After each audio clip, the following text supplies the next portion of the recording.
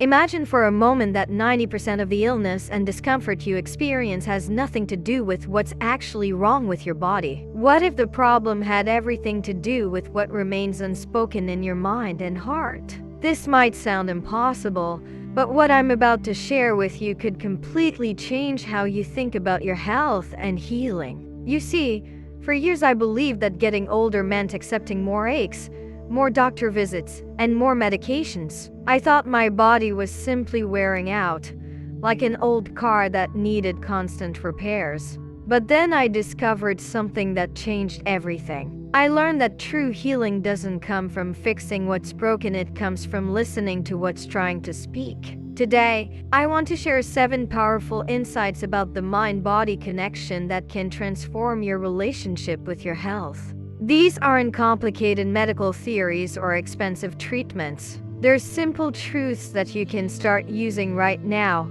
no matter where you are in your healing journey. Let's begin with something that might surprise you. Harvard Health research shows that up to 90% of doctor visits are actually related to stress. Not just feeling overwhelmed or busy, but real, physical stress that affects every system in your body. When you're constantly worried, frustrated, or carrying emotional pain, your body responds as if it's under attack. Your immune system weakens, your digestion slows down, and your natural healing abilities get put on hold. Think about it this way: your body doesn't know the difference between a tiger chasing you and a worry that keeps you awake at night. Both create the same stress response. That headache you get every afternoon? It might be unexpressed frustration. Those stomach problems that come and go? They could be anxiety looking for a way out. Your body is incredibly smart, and it's always trying to tell you something important. This brings us to our first major shift in thinking. Your body doesn't need fixing, it needs listening. For so long, we've been taught to see pain as a malfunction, something to get rid of as quickly as possible. But what if pain is actually a message? What if instead of asking what's wrong with me, we started asking what is my body trying to tell me? Your body stores memories and emotions in ways your conscious mind might never understand. Grief often settles in your chest, making it hard to breathe deeply. Anger can tighten your jaw or clench your fists. Fear likes to live in your stomach, creating those nervous butterflies or digestive issues. When you start paying attention to these patterns, you begin to understand what your body actually needs. Try this simple practice with me right now. Close your eyes for a moment and take a slow, deep breath. Now, gently scan your body from the top of your head to the tips of your toes. Where do you notice tension? Where do you feel heaviness or tightness? Don't try to fix it. Just notice it. Breathe into that area with curiosity and kindness. What might it be trying to tell you? Now, let's talk about something that affects all of us as we move through different seasons of life. The most painful part of getting older isn't what happens to your body, it's the story you tell yourself about it.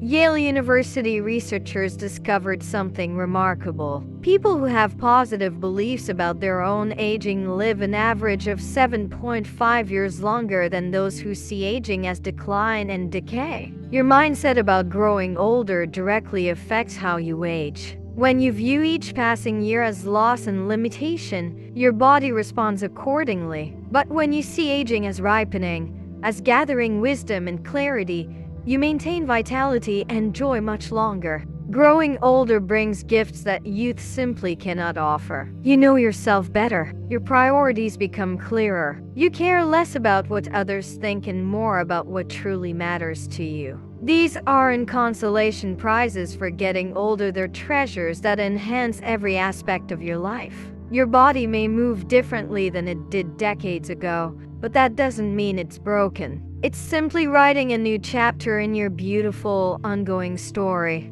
One of the most important things I've learned is that unspoken emotions become physical weight in your body. When you consistently push down feelings instead of processing them, they don't just disappear. They settle somewhere in your physical form, often in your gut, chest, shoulders, or muscles. Your body works overtime trying to contain what your mind won't address. This creates a heavy burden that affects everything from your posture to your energy levels. Suppressing emotions is thought to be directly linked to inflammation, chronic illness, and that persistent fatigue that makes you feel older than your years. But here's the good news: emotional expression releases this weight. You don't need dramatic outbursts or complicated therapy. Gentle acknowledgement works beautifully. Write about your feelings in a journal. Talk to a trusted friend. Move your body in ways that feel good. Dance in your kitchen. Stretch in your garden. Walk in nature. Even silent reflection can be incredibly powerful. Take a moment right now to ask yourself, what emotion am I carrying that's ready to be released? Take a deep breath and allow whatever comes up to simply exist without judgment. You're not trying to solve anything. You're just creating space for what wants to move. This brings us to one of the most healing practices available to all of us, and it costs nothing. Most of our suffering comes from what I call mental time travel. We replay past regrets or rehearse future worries, missing the only moment where actual healing can happen right now. Mindfulness interrupts this cycle and brings your nervous system back to safety. When you're fully present, your body can relax and begin its natural healing processes. Harvard research confirms that mindfulness practices not only increase happiness, but also reduce stress-related illness. The beautiful thing is, you don't need special techniques or hours of meditation. Ordinary moments become profoundly healing when done with awareness. Feel the warm water on your hands while washing dishes. Notice your feet connecting with the ground as you walk. Pay attention to your breath moving in and out of your body. Let's practice this together. Take 3 slow, deep breaths with me. With the first breath, let your shoulders drop. With the second breath, soften your jaw and the muscles around your eyes. With the third breath, allow your whole body to settle into this moment. This tiny pause can shift your entire nervous system from stress to calm. Now, let's talk about something that acts like medicine for your mind, body, and spirit: having a sense of purpose. Studies published in the Journal of the American Medical Association show that people with a strong sense of life purpose have lower rates of Alzheimer's disease and live longer, healthier lives. Purpose literally strengthens your immune system and boosts your longevity. But here's what's wonderful: purpose doesn't need to be grand or world-changing. It can be as simple as tending a small garden, calling a friend who lives alone, or sharing your skills with someone who needs them. What matters is feeling that your life has meaning and that you're needed in this world. When you know why you want to wake up each morning, every cell in your body responds with increased vitality and resilience. Ask yourself right now, what makes me feel most alive and connected? Then find small ways to include more of that in your daily life. Purpose grows through action, not just thinking about it.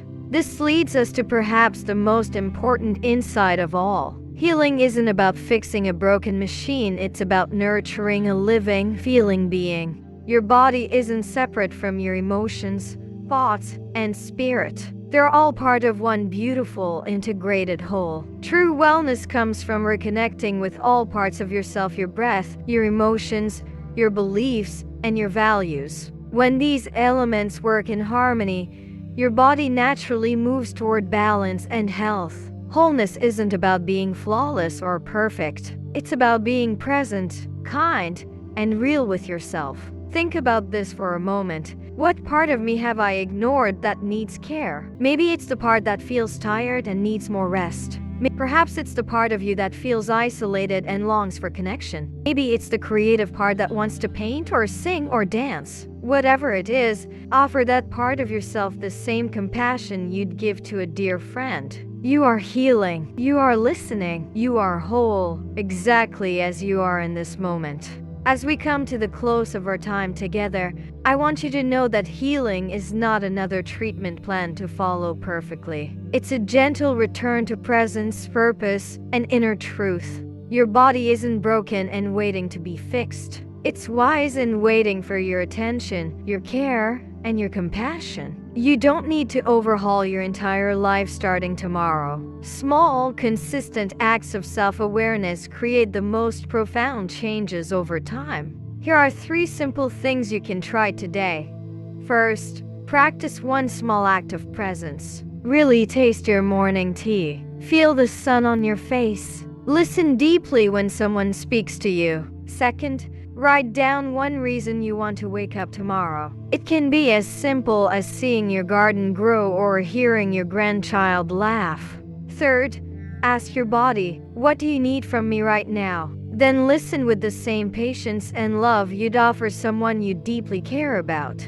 Because that someone is you, and you deserve nothing less than your own wholehearted attention and care. If you've ever wondered whether walking alone is enough to keep you healthy, you'll want to see this. Watch the next video to learn what every senior should know about building strength, balance, and vitality at any age. Click now to keep watching.